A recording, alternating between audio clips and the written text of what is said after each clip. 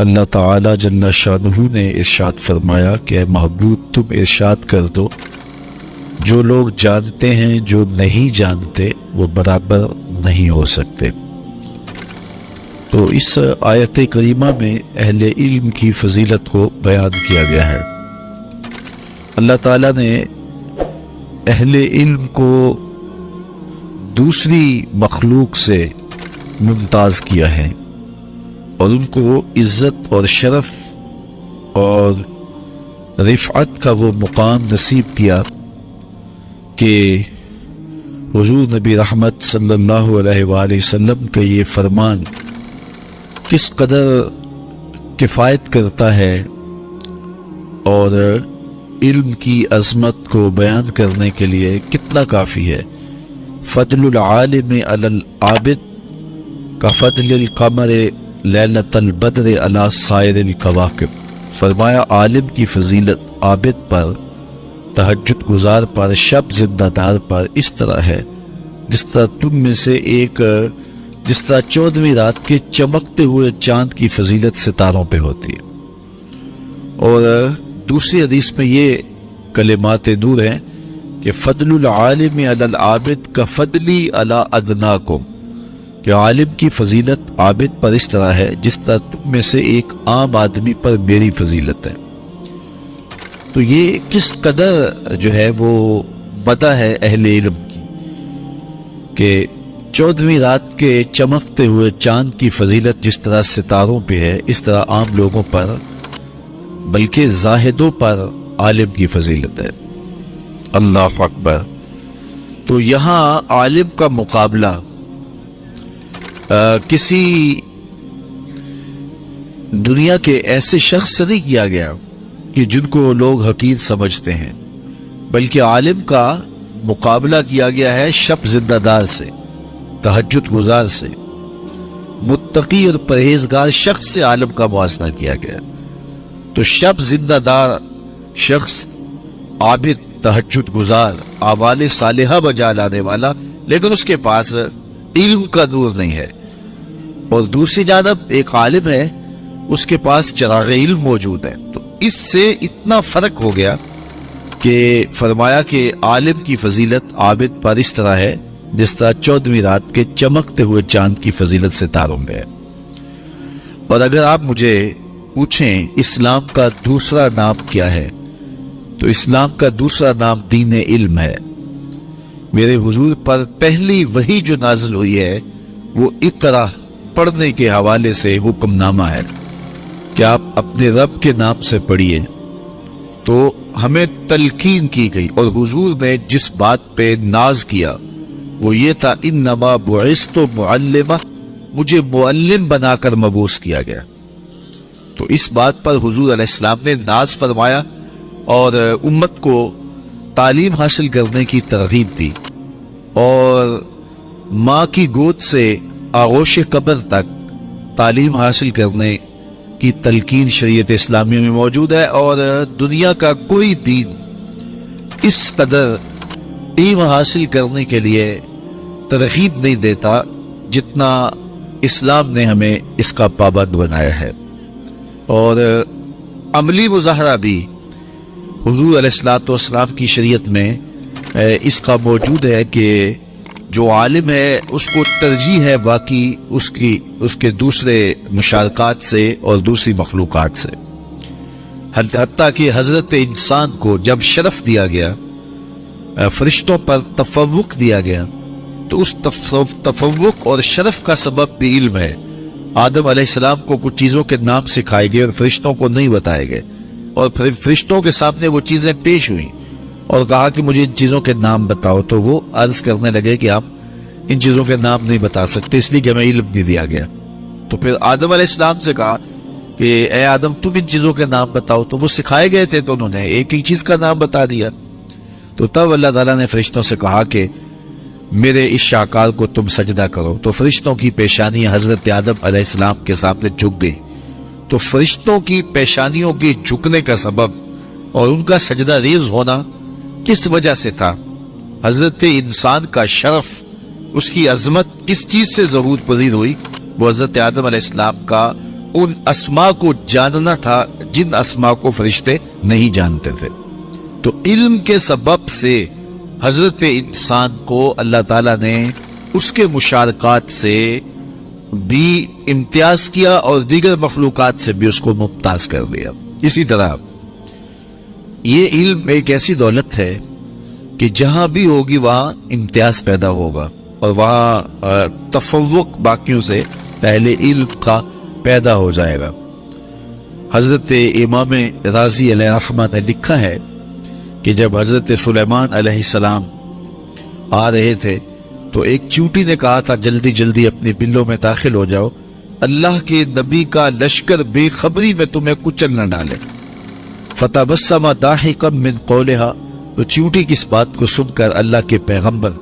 حضرت سلیمان علیہ السلام مسکرا پڑے کہ اس نے کہا کہ یہ لشکر ہمیں کہیں کچل نہ دے، بے خبری میں عدم توجہ کی وجہ سے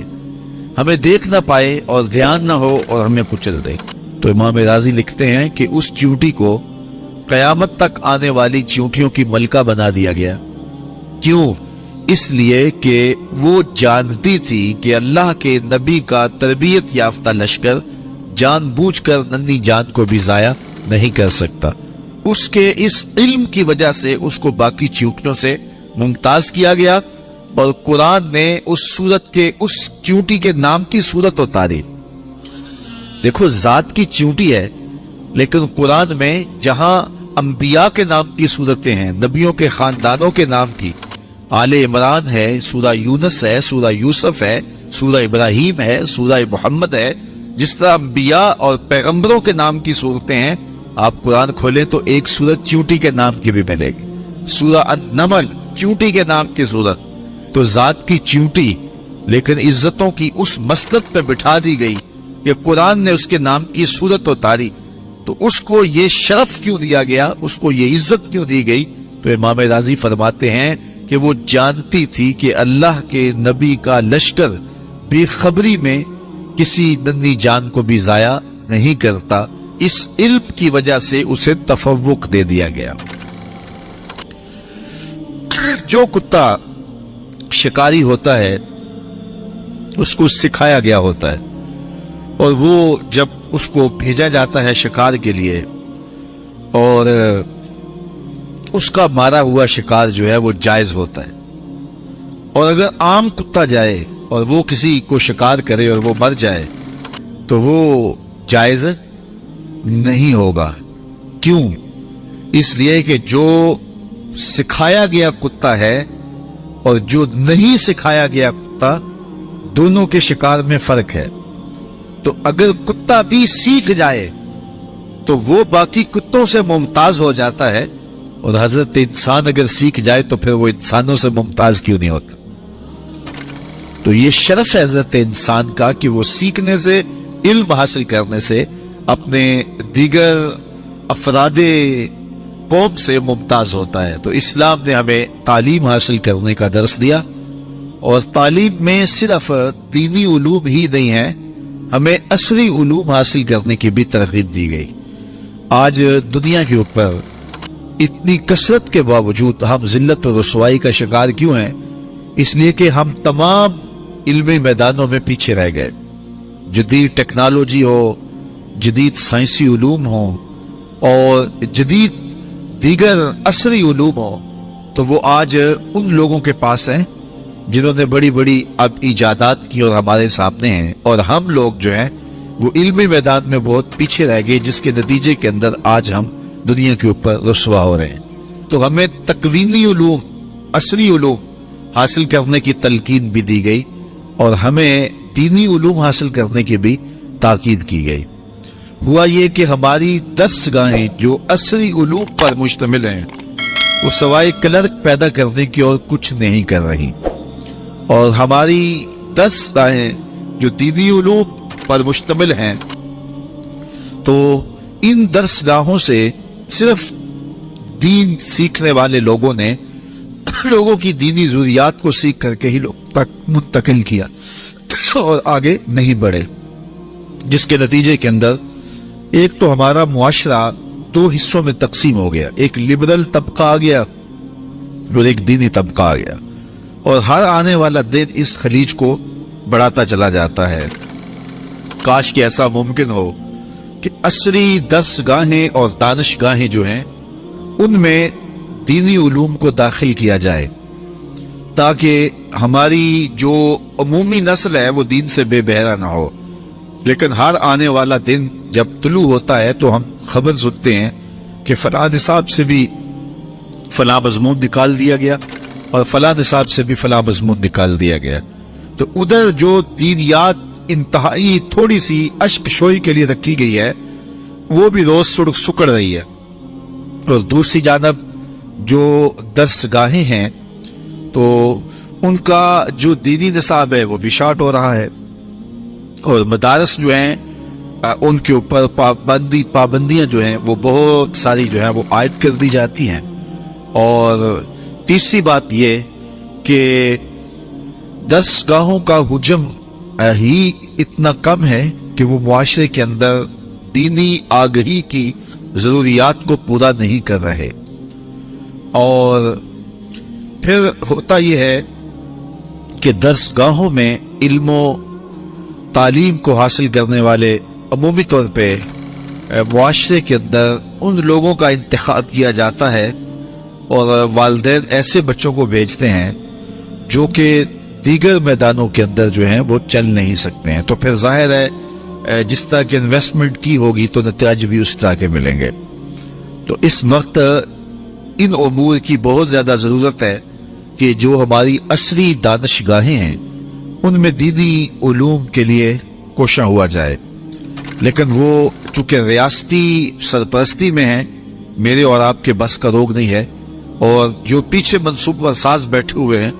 اور ان کے پیچھے جو اذہان ہیں، جو تھنک ٹینک کام کر رہے ہیں، تو یہ تو حالات ہمیں ہر آنے والے لمحے میں جو ہے وہ دور ہی لے جا رہے ہیں۔ اور جو دینی درسگاہیں ہیں تو جب ان کا حجم سکڑتا رہے گا اور حوصلہ شکنی کی جاتی رہے گی تو نتیجہ کے طور پہ جو ہے وہ یہ سسٹم بھی بہت کمزور ہو جائے گا، اور ایک وقت میں ایک ایسا سلسلہ قائم کر لیا جائے گا کہ یہ بھی غیر مؤثر ہو کے رہ جائیں گی۔ لیکن اس زمانے میں جو لوگ دینی درسگاہوں کا قیام کرتے ہیں اور اپنی ڈیوٹیاں اور اپنی ذمہ داریاں سر انجام دیتے ہیں، اگرچہ میں سمجھتا ہوں کہ یہ اس دور میں بڑا مشکل ترین کام ہے، مدارس دینیہ کا قیام، پھر ان کی آبیاری، ان کے لیے وسائل کا جمع کرنا، اور جو لوگ وسائل فراہم کرتے ہیں اور ان میں سے ایک ایسا کثیر طبقہ ہوتا ہے کہ جو حوصلہ شکنی کرتا ہے۔ ہم بھی اس راستے کے مسافر ہیں اور ہمیں اس حوالے سے بڑے بڑے مشکل اور حوصلہ فرسا مراحل سے بھی گزرنا پڑا ہے، لیکن چونکہ ایک جذبے ہوتے ہیں جو آگے بڑھنے کی ہمت دیتے ہیں تو ہم اپنے اٹھے ہوئے قدموں کو روکتے نہیں ہیں، منزل کی طرف گامزن رہتے ہیں۔ اور دوسری بات یہ ہے کہ جب دینی قدریں زوال پذیر ہوں اور اس دور کے اندر جو کام کریں تو ان کا اجر دوہرا ہو جاتا ہے۔ حضرت شیخ احمد مجدد الف ثانی علیہ رحمہ نے مکتوبات قدسیہ میں اپنے دور کی بات کر رہے ہیں جو آج سے 400 سال پہلے کا زمانہ تھا، اور آج تو ہم زوال کی جس آخری سیڑھی پہ ہے وہ کسی سے مخفی نہیں، وہ 400 سال قبل فرما گئے کہ دیگر مدات کے اندر خرچ کرنا اگرچہ اللہ کی رضا کا باعث ہے، لیکن فرمایا تقویت دین کے لیے ایک دانگ خرچ کرنا، ایک ٹگا خرچ کرنا، ایک دانگ خرچ کرنا دیگر مدات میں لاکھوں کروڑوں خرچ کرنے سے زیادہ افضل ہے، کیونکہ اس سے دین کو تقویت ملتی ہے، دین کو طاقت ملتی ہے۔ تو میں اس موقع پر مبارکباد دوں گا اس محترم اور معزز فیملی کو کہ جنہوں نے یہ قطع زمین دارالعلوم کے لیے، مسجد کے لیے اور مدرسے کے لیے وقف کیا، اور یہاں تعمیر کا ارادہ ہے، آج سنگ بنیاد رکھا جانا ہے، اور انشاءاللہ اللہ کی دی ہوئی توفیق سے بہت جلد یہ درسگاہ پائے تکمیل کو پہنچے گی، اور یہاں عصری اور دینی دونوں علوم کے ذریعے سے نئی قوم کی، نئی نسل کی تربیت کے لیے منصوبہ بندی انشاءاللہ کریں گے، تاکہ اس علاقے میں یہ درسگاہ ایک مثالی درسگاہ بنے اور اس میں روشن خیال اور روشن ضمیر مدرسین کی ایک کھیپ آنے والی نسل کی اچھی تربیت کرے،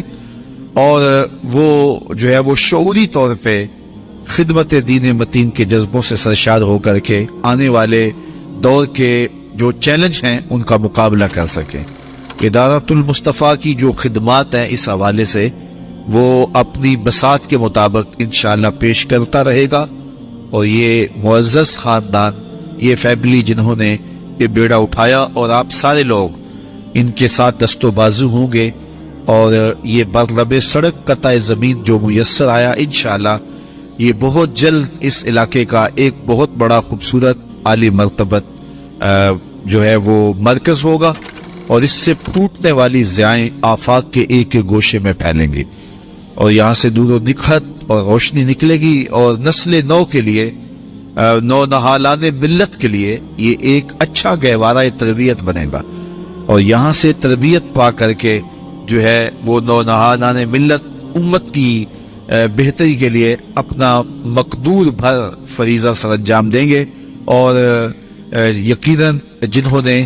ایک اینٹ بھی لگائی ہوگی اللہ اسے بھی جزائے خیر دے گا۔ جس درسگاہ میں پڑھا ہوں یا ہمارے اساتذہ پڑھے تھے، تو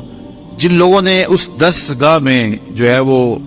انویسٹمنٹ کی، وہاں سرمایہ کاری کی، وہاں ایک اینٹ بھی لگائی، تو آج دنیا کے ایک ایک کونے میں ہم پہنچ کر کے کتاب اللہ کا درس دے رہے ہیں،